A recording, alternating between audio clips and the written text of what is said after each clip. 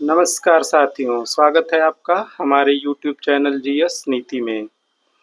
दोस्तों, हम जो पढ़ रहे हैं इस समय एंशिएंट हिस्ट्री पढ़ रहे हैं और एंशिएंट हिस्ट्री में हमने पहले पाषाण काल देखा था, अब हम हड़प्पा काल को देख रहे हैं और हम हड़प्पा सभ्यता की खोज कैसे हुई, उसका नामकरण कैसे हुआ, उसका विकास कैसे हुआ, ये सारी चीज़ें देख लिए थे।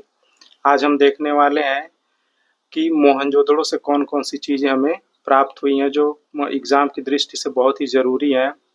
और एक चीज़ मैं और आपको बताना चाहता हूँ साथियों कि हमने जो ये नोट्स बनाया है वो UP PCS, RO, ARO, lower PCS और अदर जो वनडे एग्ज़ाम है उन सबको ध्यान में रख के बनाया है। इसमें जो भी फैक्ट्स लिखे गए हैं बहुत ही इम्पोर्टेंट लिखे गए हैं। तो आप चाहे किसी भी एग्ज़ाम की तैयारी कर रहे हों, इसे आप निश्चिंत होकर देख सकते हैं और रिवाइज़ कर सकते हैं। और साथ ही अगर आप हमारे चैनल पे नए हैं तो चैनल को सब्सक्राइब ज़रूर करें, और अगर आपने इसके पहले की क्लास नहीं देखी है तो साथियों से ज़रूर देखें, क्योंकि उसको देखने से आगे की चीज़ें और ही बेहतरीन ढंग से समझ में आएंगी। तो चलिए शुरू करते हैं। आज हम देखते हैं मोहनजोदड़ो से प्राप्त सामग्री। कल हमने देखा था कि हड़प्पा से कौन कौन सी चीज़ें हमें मिली थी।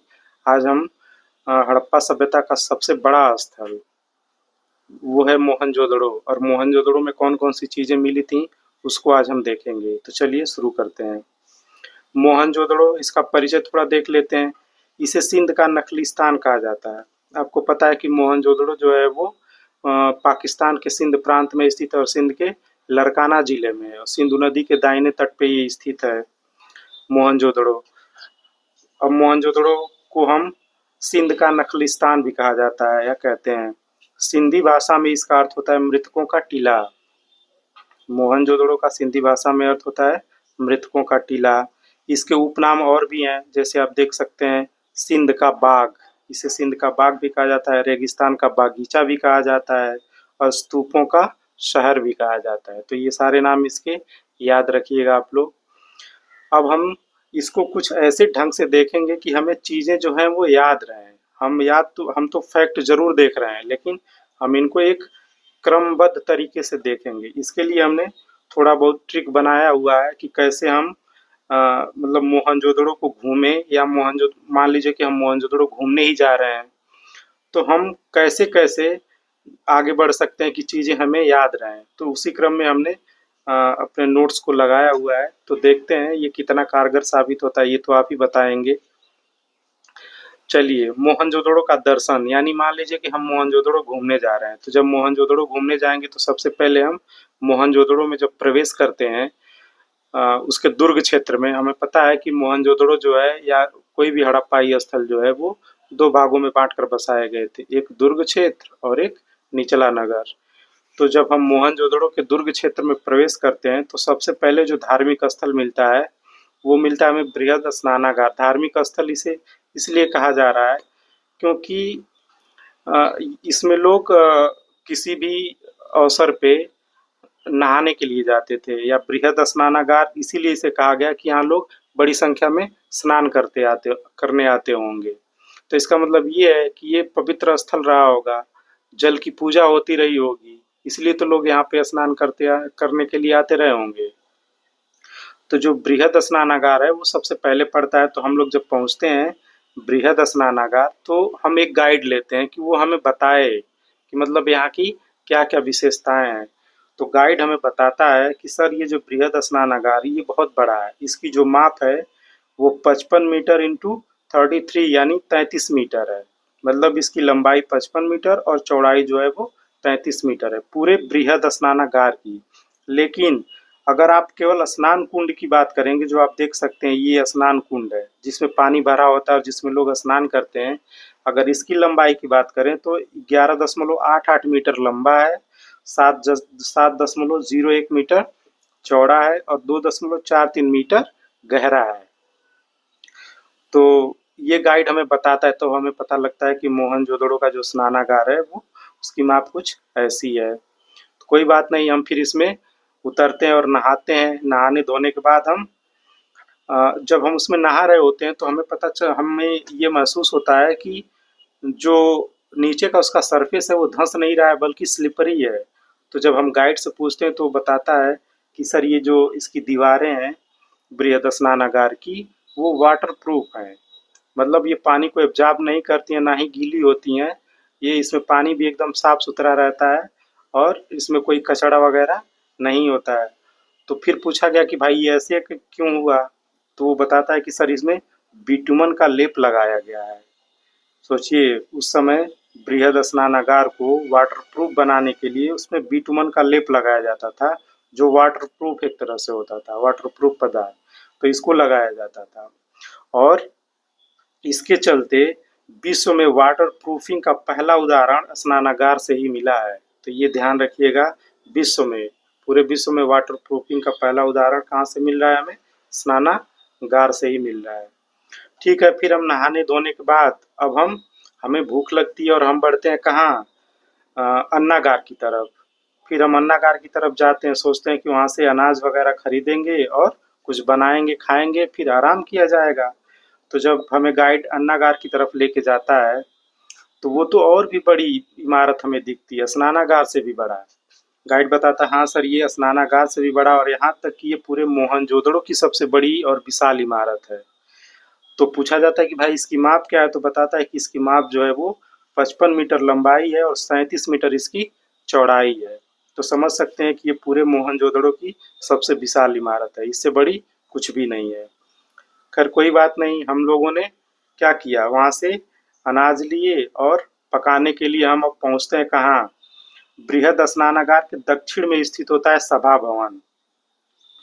बृहद स्नानागार के दक्षिण में, ये ध्यान रखिएगा दक्षिण में है। ये है सभा भवन, आप देख पा रहे होंगे सभा भवन। सभा भवन की विशेषता ये थी कि ऊपर से ये केवल छत होती थी और नीचे स्तंभों पे ये टिका हुआ था, और जो स्तंभ थे वो 5-5 के समूह में 4 जगह लगे हुए थे। इस तरह से कुल 20 स्तंभ थे जो इस छत को टिकाए हुए थे। इसी को कहा गया सभा भवन। हम अपना राशन पानी लेके सभा भवन में ही जाते हैं और वहीं पे खिचड़ी बनाते हैं और मस्त खाते हैं। खाने के बाद अब ये होता है कि थोड़ा आराम किया जाए, और आराम करने के बाद हम अब सोचते हैं कि अब हम लोग घूमेंगे मोहनजोदड़ो का मार्केट, देखा जाए कि मोहनजोदड़ो की मार्केट कैसी है। तो हम निकलते हैं मार्केट में। अब मार्केट में जब निकलते हैं तो सबसे पहले हमें दिखती है क्या? मूर्तियों की दुकान। सबसे पहले हमें मूर्ति की दुकान मिलती है। जब मूर्ति की दुकान में जाते हैं तो सामने ही हमें एक बहुत ही अनोखी मूर्ति, बहुत ही सुंदर मूर्ति हमें देखने को मिलती है, जिसे डांसिंग गर्ल या कांसे की नर्तकी कहा गया था। वो कांसे की बनी थी इसलिए इसे कांसे की नर्तकी की मूर्ति कहा जाता था या डांसिंग गर्ल कहा जाता था। तो इसकी विशेषता तो जो थी वो, जितनी भी वहाँ मूर्तियाँ रखी हुई थी सब में सबसे महत्वपूर्ण ये मूर्ति मानी गई थी। ठीक उसके बगल में ही एक और मूर्ति रखी हुई थी जो कोई योगी बाबा या पुजारी लगते थे, लेकिन ये मूर्ति जो है वो किसी धातु की न होकर प्रस्तर की बनी थी, यानी पत्थर की बनी हुई थी। तो ये चीजें हमने देखी मूर्ति की दुकानों में। फिर जब हम आगे बढ़ते हैं तो हमें एक कपड़े की दुकान दिखाई देती है। तो जब हम कपड़े की दुकान में जाते हैं तो वहाँ पे जो कपड़ा हमें दिखता है वो कपड़ा अलग अलग तरीकों से रखा गया होता है। उसमें कुछ धागे होते हैं जो तांबे के उपकरणों में लपेट कर रखे गए, वो धागे जो होते हैं वो सूत के धागे होते हैं जो इसमें तांबे के उपकरण में लपेट के रखे गए होते हैं। फिर वहीं एक लाल रंग का सूती कपड़ा होता है जो चांदी के कलश में रखा गया होता है, जो बहुत ही सुंदर लगता है, चांदी के कलश में रखा गया होता है। फिर फिर उसके बगल में ही देखते हैं तो मछली फंसाने का जो कांटा होता है उसमें भी सूती कपड़ा लपेटा गया होता है। मतलब हर जगह कपड़ा ही कपड़ा दिख रहा था। और साथ में वहाँ पे 3 छेद वाली तकलियाँ भी मिली हैं। तो इससे तो ये एकदम बिल्कुल साबित हो गया कि जो हड़प्पा था, सॉरी जो मोहनजोदड़ो था, वो ज़रूर ही सूती वस्त्र का बहुत ही प्रमुख केंद्र रहा या वस्त्र उद्योग का प्रमुख केंद्र रहा होगा। लेकिन केवल मोहनजोदड़ो ही नहीं, हड़प्पा से भी 3 छेद वाली तकलियाँ मिली हैं। इसका मतलब हड़प्पा में भी वस्त्र उद्योग रहा होगा, लेकिन सबसे बड़ा उद्योग जो रहा होगा वो वस्त्र उद्योग मोहनजोदड़ो में ही रहा होगा। तो हमने यहाँ से कपड़े वगैरह देखे और देखने के बाद हम फिर आगे बढ़ते हैं। तो जब आगे बढ़ते हैं तो हमें कुछ आभूषण की दुकानें दिखाई देती हैं जिसमें कीमती धातुएं रखी होती हैं जैसे चांदी वगैरह। तो जब हम उस दुकान पे पहुंचते हैं तो देखते हैं कि हमें गाइड बताता है कि सर यहाँ की जो चांदी है, मतलब मोहनजोदड़ो में चांदी जो मिली है वो सबसे प्राचीन है। मतलब चांदी का यहाँ से प्राचीनतम साक्ष्य मिला है मोहनजोदड़ो से। इससे पहले चांदी और कहीं नहीं पाई गई थी। फिर बगल में ही चांदी का कलश रखा हुआ एकदम सुंदर सा दिखाई देता है। उसके बगल में यूनिकॉर्न प्रतीक वाली दो चांदी की मुहरें मिलती हैं। यूनिकॉर्न मतलब एक श्रृंगी जानवर की चांदी की मुहरें मिलती हैं। फिर उसके बगल में चांदी के आभूषण रखे हुए होते हैं। तो इससे तो ये कहा जा सकता है कि मोहनजोदड़ो में जो चांदी की अ, वस्तुएं थीं या चांदी की मुहरें थीं या चांदी के आभूषण थे वो काफी मात्रा में देखे गए। हम लोग देखने के बाद अब आगे बढ़ते हैं। जब आगे बढ़ते हैं तो बढ़ते बढ़ते हम पहुंच जाते हैं कुम्भकारों की बस्ती में, जहाँ पे मृदभांड का निर्माण हो रहा होता है। यहाँ पे हमें 6 भट्ठे मिलते हैं कुंभकारों के और पूरी एक बस्ती मिलती है। उनसे बात की जाती है तो वो बताते हैं कि मोहनजोदड़ो के मृदभांड पे हम कांच के समान उपकारी करते हैं। कांच के समान उपकारी का मतलब ये होता है कि जैसे कांच पे कांच जो है वो एकदम चमकीला होता है या चमकता रहता है, वैसे हम जब बर्तन पे उपकारी करते हैं तो वो भी एकदम शाइनिंग यानी चमकने लगता है। फिर ये पूछा जाता है कि क्या आपने इसे हाथ से बनाया, तो वो कहते हैं नहीं, हाथ से नहीं, बल्कि ये चाक पे बने हुए हैं और आग में पकाए गए हैं। और ये पॉलिशदार मृदभांड है, मतलब ये पॉलिश भी किए गए होते हैं। तो ये चाक पे बने थे, आग में पकाए गए थे और पॉलिश किए गए थे। मतलब उच्च क्वालिटी के मृदभांड थे। फिर मृदभांडों पर सर्वाधिक चित्रण ज्यामितीय आकृतियों का मिलता है और ज्यामितीय आकृतियों का मानव आकृतियों का सबसे कम मिलता है। यानी मृदभांडों पे जो चित्रण होता है वो सबसे ज्यादा मिलता है किसका? ज्यामितीय आकृतियों का। और सबसे कम किसका मिलता है? मानव की आकृतियों का। और मोहनजोदड़ो से जो भी मृदभांड मिले हैं किसी पे भी मानव की आकृति के चित्र नहीं मिले हैं, तो ये ध्यान रखिएगा। तो ये तो थी मृदभांड की बात। फिर हम आगे बढ़ते हैं। जब आगे बढ़ते हैं तो हड़प्पा सभ्यता की जो सर्वोत्तम कला है, सबसे मतलब उच्च कोटि की जो कला है वो है मुहर, मुहर का निर्माण। तो हम पहुंचते हैं जहां मुहर बन रही होती है वहां पे। तो देखते हैं, गाइड हमें बताता है कि सर हड़प्पा सभ्यता की जो सर्वोत्तम कलाकृतियां हैं वो मुहरें ही हैं। तो ये होता है कि हाँ, मुहर तो काफी संख्या में मिली हैं। फिर वो बताता है कि अब तक जितनी मुहरें मिली हैं उनकी संख्या है 2500। यानी 2500 मुहरें मिल चुकी हैं और इनमें भी सबसे ज्यादा मुहरें मिली हमें कहाँ से? तो मोहनजोदड़ो से। मोहनजोदड़ो से सबसे ज्यादा मुहरें हमें मिली हैं कितनी? 1200। और उसके बाद दूसरा स्थान है किसका? हड़प्पा का, जहाँ से 600 मुहरें मिली हैं। फिर मुहरों की विशेषता में ये मुहरें जो थी हड़प्पा सभ्यता की वो वर्गाकार होती थी और उनकी जो माप होती थी 2.8 इंटू 2.8, मतलब 2.8 सेंटीमीटर की ये मुहरें हुआ करती थी और ये मुहरें वर्गाकार थी। लेकिन मेसोपोटामिया की जो मुहरें मिली हैं वो बेलनाकार होती थी और फारस या ईरान की जो मुहरें होती थी वो गोलाकार होती थी। तो इससे आप अंदाजा लगा सकते हैं कि अगर भारत में या हड़प्पा सभ्यता के किसी स्थल से गोलाकार मुहर मिल रही है तो हम कह सकते हैं कि उस क्षेत्र से यहाँ व्यापार चल रहा होगा। यानी अगर हमें हड़प्पा सभ्यता से गोलाकार मुहर मिली तो मतलब हम कह सकते हैं कि जो हमारा व्यापार था वो फारस या ईरान से हो रहा होगा। फिर अगर बेलनाकार मुहर मिल रही है तो हम कह सकते हैं कि मेसोपोटामिया से हमारा व्यापार चल रहा होगा उस समय। ठीक, तो ये बात आपको समझ में आ गई होगी। फिर मुहरों पर सर्वाधिक चित्रण जो है वो स्त्रियों के मिलते हैं। पशुओं में देखा जाए तो एक श्रृंगी पशु के मिलते हैं और चिड़ियों में देखा जाए तो फाख्ता का सबसे ज्यादा चित्रण मिलता है मुहरों पे। तो ये मुहरों वाली बात आपको समझ में आ गई होगी।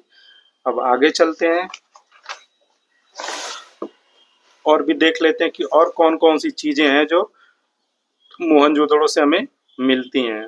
तो मोहनजोदड़ो के नगर क्षेत्र को जब हम देखते हैं तो वो दो आवासीय भागों में बांटा गया था। मोहनजोदड़ो का नगर, नगर क्षेत्र की बात कर रहे हैं, दुर्ग क्षेत्र की नहीं।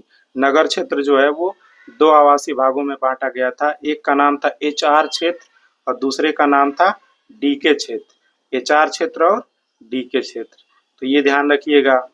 फिर उसके बाद इसकी कुछ और भी विशेषताएं, जैसे KUR कैनेडी नाम के एक इतिहासकार होते हैं, वो कहते हैं कि मोहनजोदड़ो में मलेरिया बीमारी फैली थी। अब ये किस बेस पे कहते हैं ये तो यही जानेंगे, लेकिन ये देख लीजिए कि KUR कैनेडी कहते हैं कि मोहनजोदड़ो में मलेरिया बीमारी फैली थी। फिर हड़प्पा के विपरीत यहाँ से एक भी कब्र के साक्ष्य नहीं मिले हैं। मोहनजोदड़ो एक ऐसा स्थल है जहाँ से एक भी कब्र के साक्ष्य नहीं मिले हैं, जबकि हड़प्पा में भर भर के कब्र मिली हैं। मतलब ये कह सकते हैं कि हड़प्पा जो था वो कब्र की संस्कृति थी, जबकि मोहनजोदड़ो में एक भी कब्र नहीं थी। तो क्या मोहनजोदड़ो के लोगों को दफनाया नहीं जाता था? बिल्कुल नहीं, हमें नहीं लगता कि दफनाया जाता होगा। इनको शवों को जो है वो जानवरों के सामने फेंक दिया जाता होगा और जानवर खा जाते होंगे, जो बचता होगा वो कंकाल रह जाता होगा। इसलिए मोहनजोदड़ो में आप देखते हैं कि कंकाल की संख्या ज़्यादा मिली है। फिर आगे बढ़ते हैं तो यहाँ से तांबे की हेयर पिन मिली है। फिर सीप का बना पैमाना यहीं से मिला है। सीप का पैमाना ये याद रखिएगा, ये कई बार पूछा जा चुका है। सीप का पैमाना कहाँ से मिला है? तो हमें मोहनजोदड़ो से मिला है। मुद्रा पर अंकित पशुपति शिव की मूर्ति यहीं से मिली है, मोहनजोदड़ो से, जो कि मुद्रा पे यानी सील पे मिली थी अंकित, पशुपति शिव की मूर्ति। फिर उसके बाद हाथी का कपाल खंड यानी हाथी का कपाल जो है वो यहाँ से मिला है मोहनजोदड़ो से। सर्वाधिक कुओं के साक्ष्य यानी पूरे पूरे हड़प्पा सभ्यता में सबसे ज्यादा कुएं कहाँ से मिले हैं? तो मोहनजोदड़ो से मिले हैं। फिर एक और भी विशेषता है कि बकरे के पीछे चाकू लिए हुए व्यक्ति का चित्रण, यानी एक व्यक्ति है जो बकरे के पीछे चाकू लेकर खड़ा है, तो हो सकता है वो पशु बलि का मतलब संकेत करता हो कि यहाँ पशु बलि जैसा कुछ रहा होगा। तो इससे यही अंदाजा लगाया जा सकता है। तो ये था हमारा मोहनजोदड़ो, और मोहनजोदड़ो को हमने बहुत ही अच्छे ढंग से आपको बताया है। हमें लगता है आपको समझ में आया होगा। अब फिर हम आगे बढ़ते हैं। जो अगला स्थल है वो है चनहुदड़ो। चनहुदड़ो से प्राप्त सामग्री। अब देखते हैं चनहुदड़ो। तो चनहुदड़ो स्थित कहाँ था? तो ये मोहनजोदड़ो के दक्षिण में स्थित था, और ये सिंध नदी के तट पे ही स्थित था। इसकी खोज किसने की थी? तो NG मजूमदार ने 1931 में की थी, और अर्नेस्ट मैके ने इसकी खुदाई कराई थी चनहुदड़ो की। चनहुदड़ो से 3 स्तर मिले हैं, संस्कृति के 3 स्तर मिले हैं। जो पहला स्तर है वो सिंधु संस्कृति का, दूसरा है झूकर संस्कृति का, और तीसरा है झांकर संस्कृति का। तो ये ध्यान रखिएगा, झूकर और झांकर संस्कृति किससे जुड़ी हुई है? तो चनहुदड़ो से ही जुड़ी हुई है। ठीक। हड़प्पा सभ्यता में मनका उद्योग में प्रथम स्थान किसका था? चनहुदड़ो का था। चनहुदड़ो एक ऐसी सिटी थी जिसे कॉस्मेटिक सिटी भी कहा जाता था, यानी सौंदर्य शहर। मतलब यहाँ पे सौंदर्य प्रसाधन से जुड़ी जितनी भी सामग्रियां सब मिलती थी। जैसे मनका आप देख ही रहे हैं कि मनका का उद्योग यहाँ पे सबसे ज्यादा था, और इसमें ये प्रथम स्थान था चनहुदड़ो का मनका उद्योग में। मनका का मतलब होता है कि आप जो महिलाएं माला जो पहनती हैं छोटी छोटी गुड़ियों वाली, उन्हीं को मनका बोला जाता है। तो ये मनका उद्योग का कारखाना था, प्रथम स्थान था इसका मनका उद्योग में। यहाँ से जो मनके बनाए जाते थे वो कचली मिट्टी के भी बनाए जाते थे, और कार्नेलियन जैसे बहुमूल्य पत्थर के भी बनाए जाते थे। तो कार्नेलियन पत्थर के जो मनके बनाए जाते थे उनको निर्यात भी किया जाता था हड़प्पा सभ्यता से बाहर। तो एक तरह से ये व्यापार को भी दर्शाता है कि हड़प्पा सभ्यता में लोग किन किन चीज़ों के व्यापार कर रहे थे, और अधिकांश जो मनके थे वो कचली मिट्टी के बनाए जाते थे। तो ये चीज़ें आप ध्यान रखिएगा। फिर देख रहे हैं सौंदर्य प्रसाधन में काजल, लिपस्टिक, फेस पेंट के साथ साथ ये तो चीज़ें यहाँ पे मिल ही रही थी, इनके साथ हाथी दांत की कंघी और तांबे का उस्तरा भी पाया गया है। मतलब सोच लीजिए, हाथी दांत की कंघी यहाँ पे बनाई गई थी और तांबे का उस्तरा बनाया गया था। तो ये सारी चीज़ें जो है वो कहीं ना कहीं सौंदर्य से ही जुड़ी हुई हैं, तो इनको ध्यान रखिएगा। इसके अलावा यहाँ से क्या क्या मिला है चनहुदड़ो से? तो चनहुदड़ो से एक अलंकृत हाथी का खिलौना मिला है, स्याही की एक दावात मिली है, तांबे की गाड़ियाँ मिली हैं, और कांसे की बैलगाड़ी मिली है। तो ये चीज़ें ध्यान रखिएगा, कांसे की बैलगाड़ी यहीं से पाई गई है, तांबे की गाड़ियाँ पाई गई हैं, स्याही की दावात पाई गई है, और अलंकृत हाथी का खिलौना पाया गया है। तो ये हो गया आपका चनहुदड़ो। चनहुदड़ो हमें लगता है कि समझ में आ गया होगा। अब हड़प्पा सभ्यता का सबसे जो भारतीय स्थल है उनमें सबसे महत्वपूर्ण स्थल है लोथल। और लोथल जो है एक बंदरगाह शहर है।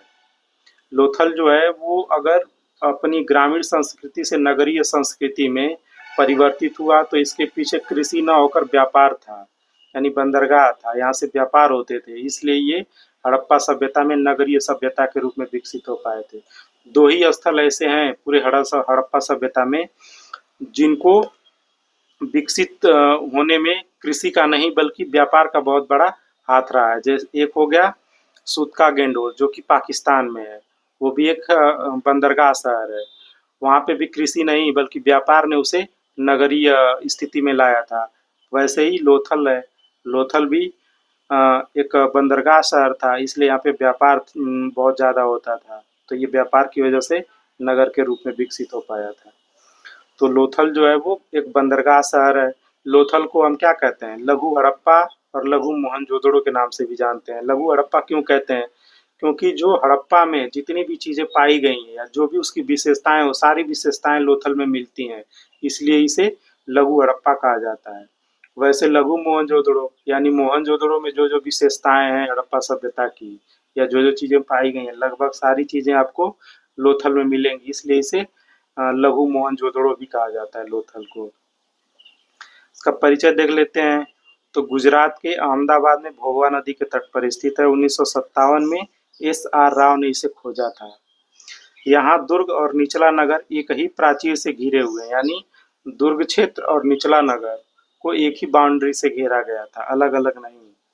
और तो और यहाँ पे आटा पीसने की चक्की भी मिली है।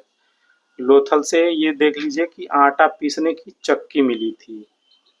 तो ये तो हो गया आपका लोथल का इंट्रोडक्शन यानी परिचय। अब हड़प्पा सभ्यता का प्रमुख बंदरगाह किसे माना जाता है, तो लोथल को ही माना जाता है। क्यों माना जाता है, तो यहाँ से गोदीवाड़े का साक्ष्य मिला है। गोदीवाड़ा मतलब डॉकयार्ड, बंदरगाह। तो बंदरगाह का साक्ष्य कहाँ से मिला है, लोथल से ही मिला है। ठीक, जो हड़प्पा सभ्यता की सबसे बड़ी और विशाल संरचना है, ये पूरे हड़प्पा सभ्यता की सबसे विशाल संरचना है गोदीवाड़ा। इसकी माप आप देख सकते हैं कि इसकी माप जो है वो 214 metre into 36 metre into 3.30 metre, मतलब 214 मीटर लंबा, 36 मीटर चौड़ा और 3.30 मीटर क्या है, गहरा है। तो ये पूरे हड़प्पा सभ्यता का सबसे बड़ी संरचना है गोदीवाड़ा, ये ध्यान रखिएगा। और कहाँ पे है, तो लोथल में है। फिर इसी से जुड़ी हुई लोथल की समुद्री देवी का नाम सिकोतरी माता बताया गया है। ये खैर अब था उसमें तो हमने लिख दिया है, इतना इम्पोर्टेंट नहीं है, लेकिन देख लीजिएगा, क्या पता पूछ ही ले कभी। फिर लोथल से फारस की मुहर मिली है। अब देखिए लोथल से फारस की मुहर मिली और केवल लोथल से ही मिली है, कहीं और से नहीं मिली है। तो पहली बात तो इसे ये ध्यान रखिएगा कि फारस की मुहर कहाँ से मिली है और इसका तात्पर्य क्या है। अगर फारस की मुहर लोथल से मिली है तो ये चीज़ दर्शा रही है कि फारस का जो व्यापार है वो लोथल से यानी भारत से हो रहा था उस टाइम। तो ये चीज़ें, इसका इम्पोर्टेंस ये है। फिर अगर आप मतलब नाव चला रहे हैं या बंदरगाह है तो उसमें नाव चलेंगी चलेंगी, नाव आएंगी जाएंगी, तो उसके लिए हमें क्या चाहिए था, दिशा सूचक यंत्र चाहिए था। तो जो दिशा सूचक यंत्र है वो यहीं से पाया जाएगा, कहाँ से, लोथल से ही। तो ये हो गई चीज़ें जो लोथल से मिली हैं। कुछ और भी चीज़ें मिली हैं, उनको भी देख लेते हैं कौन कौन सी चीज़ें हैं। तो हाथी दांत तथा हाथी दांत का पैमाना, देखिए यहाँ से हाथी दांत तो मिला ही मिला है, लेकिन हाथी दांत का बना पैमाना भी यहीं से मिला है। अभी हमने कुछ देर पहले ही आपको बताया कि जो मोहनजोदड़ो है, मोहनजोदड़ो से जो पैमाना मिला था वो किसका बना था, सीप का। लेकिन यहाँ पे जो पैमाना बना है वो हाथी दांत का बना हुआ है, तो ये चीज़ ध्यान रखिएगा। फिर यहाँ से चावल का साक्ष्य मिला है, पहला साक्ष्य चावल का यहीं से मिला है, लोथल से ही। चावल की भूसी मिली है बर्तन में लगी हुई। फिर अग्निवेदिका का साक्ष्य, अग्निवेदिका यह दर्शाती है कि हो सकता है कि हवन वगैरह हो रहा हो, तो उसके भी साक्ष्य कहाँ से मिले हमें, लोथल से मिले हैं। फिर 3 युगल समाधि के साक्ष्य मिले। युगल समाधि मतलब एक समाधि में 2 लोगों को दफनाया गया था। तो एस.आर. राव इनको कहते हैं कि शायद ये सती प्रथा यहाँ पे विद्यमान रही हो, लेकिन ये श्योर नहीं है। तो इसलिए आप बस इतना याद रखिएगा कि 3 युगल समाधि के साक्ष्य यहाँ से मिले हैं। फिर अब लोथल हड़प्पा सभ्यता की जो सबसे बड़ी संरचना है उनको जरा देख लेते हैं ऑर्डर में कि कौन सबसे बड़ी थी, उसके बाद कौन सी है, उसके बाद कौन सी है, ऐसे करके देख लेते हैं तो उनका क्रम क्या था। हड़प्पा सभ्यता की जो सबसे बड़ी संरचना थी वो थी गोदीवाड़ा। फिर उसके बाद आता है हड़प्पा अन्नागार। फिर उसके बाद आता है मोहनजोदड़ो का अन्नागार और उसके बाद आता है स्नानागार। तो ये संरचनाओं का क्रम याद रखिएगा। सबसे बड़ी संरचना गोदीवाड़ा, फिर हड़प्पा का अन्नागार, फिर मोहनजोदड़ो का अन्नागार और फिर स्नानागार। ठीक, तो इतनी सारी चीजें लोथल में हमने देखा कि लोथल में कौन कौन सी चीजें पाई गई। अब हम चलते हैं कालीबंगा। कालीबंगा को देखते हैं। कालीबंगा शब्द का ही मतलब होता है काले रंग की चूड़ियां। तो यहाँ पे काले रंग की चूड़ियां पाई जाती थी, इसलिए इसका नाम कालीबंगा रखा गया। कालीबंगा जो है राजस्थान के हनुमानगढ़ जिले में सरस्वती नदी के बाएं तट पर स्थित है। सरस्वती नदी के ये बाएं तट पर स्थित है और हनुमानगढ़ जिले में स्थित है।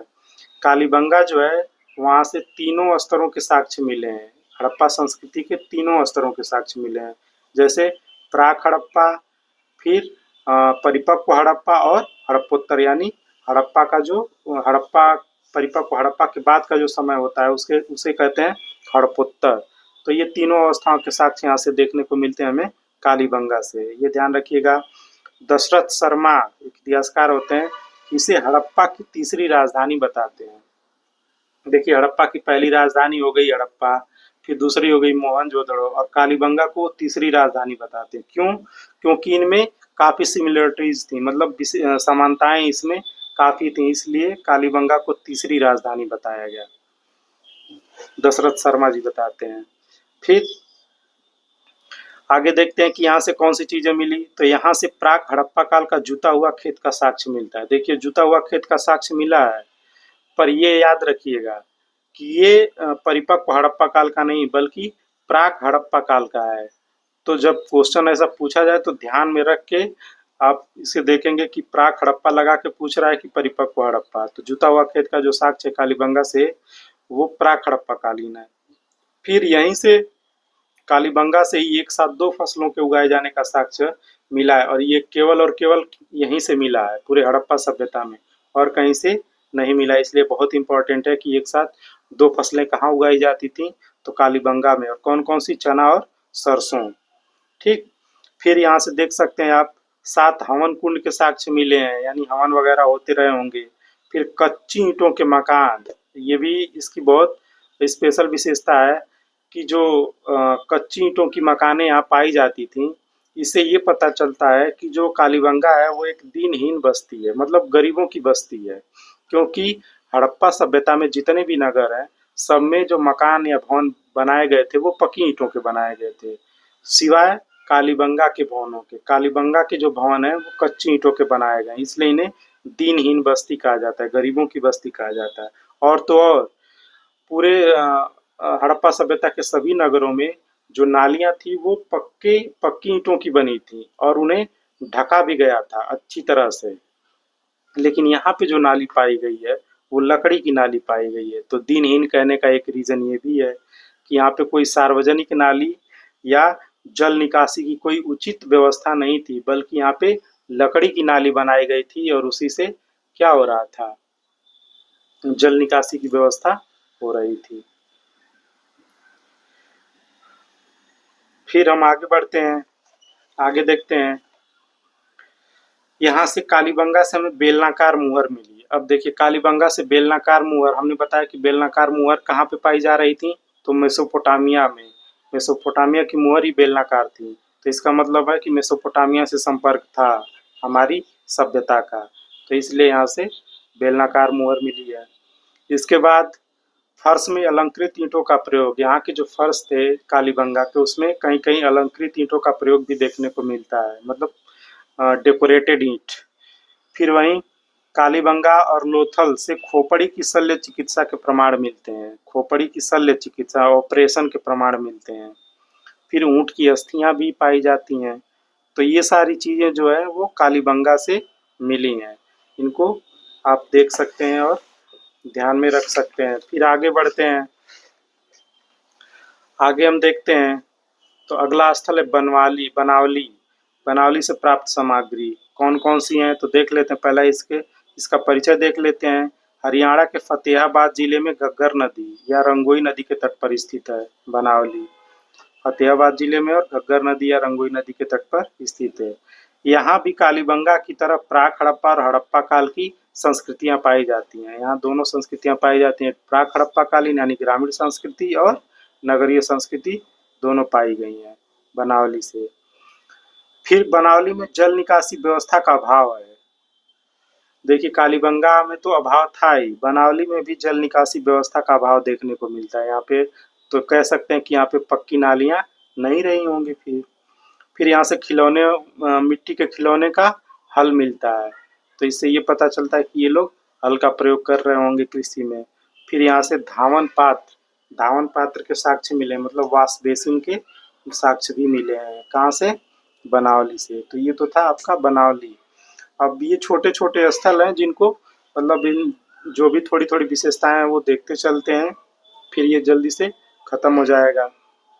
फिर राखी गढ़ी से प्राप्त सामग्री। राखी गढ़ी से प्राप्त सामग्री कौन कौन सी थी? राखी गढ़ी कहाँ पे स्थित है? तो हरियाणा के हिसार जिले में स्थित है। रफीक मुगल ने इसकी खोज की थी। और राखी गढ़ी जो है वो भारत में स्थित जितने भी हड़प्पा स्थल हैं उनमें सबसे बड़ा है ये। तो भारत में स्थित हड़प्पा स्थलों में सबसे बड़ा स्थल है राखी गढ़ी। और पूरे हड़प्पा सभ्यता का चौथा सबसे बड़ा स्थल है राखी गढ़ी। और दूसरा भारत में स्थित हड़प्पा स्थलों में जो दूसरा सबसे बड़ा स्थल है वो है धौलावीरा। राखी गढ़ी के बाद आता है धौलावीरा। यह एक प्राक हड़प्पा स्थल है। राखी गढ़ी जो है एक प्राक हड़प्पा स्थल है और भारत का सबसे बड़ा हड़प्पा कालीन नगर है, ये ध्यान रखिएगा। यहाँ से बच्चों के पिट्ठू खेल का साक्ष्य मिला है। बच्चों के पिट्ठू खेल का साक्ष्य यहाँ से मिलता है राखी गढ़ी से। फिर आ जाते हैं मिताथल। मिताथल भी हरियाणा के भिवानी जिले में ही स्थित है और यहाँ से तांबे की कुल्हाड़ी मिली है। मिताथल से क्या मिली है? तो हमें तांबे की कुल्हाड़ी मिली है, ये ध्यान रखिएगा। फिर हम पहुँचते हैं कुणाल। कुणाल भी हरियाणा के हिसार जिले में स्थित है और सरस्वती नदी के किनारे स्थित है कुणाल। कुणाल की क्या विशेषता है? तो यहाँ से 2 चांदी के मुकुट मिले हैं। कुणाल से 2 चांदी के मुकुट मिले हैं। ठीक, तो इतना आपको समझ में आ गया होगा। अब इसके आगे कल देखेंगे, नहीं तो वीडियो काफ़ी लंबी हो जाएगी और आप लोग बोर होने लगेंगे। तो इसलिए अब हम यही क्लास को बंद करते हैं। और आपसे एक निवेदन है कि अगर आप हमारी क्लास पहली बार देख रहे हैं साथियों तो क्लास को या चैनल को हमारे सब्सक्राइब ज़रूर करें, और अगर आपने पीछे की क्लास नहीं देखी हैं तो उनको ज़रूर देखें। धन्यवाद।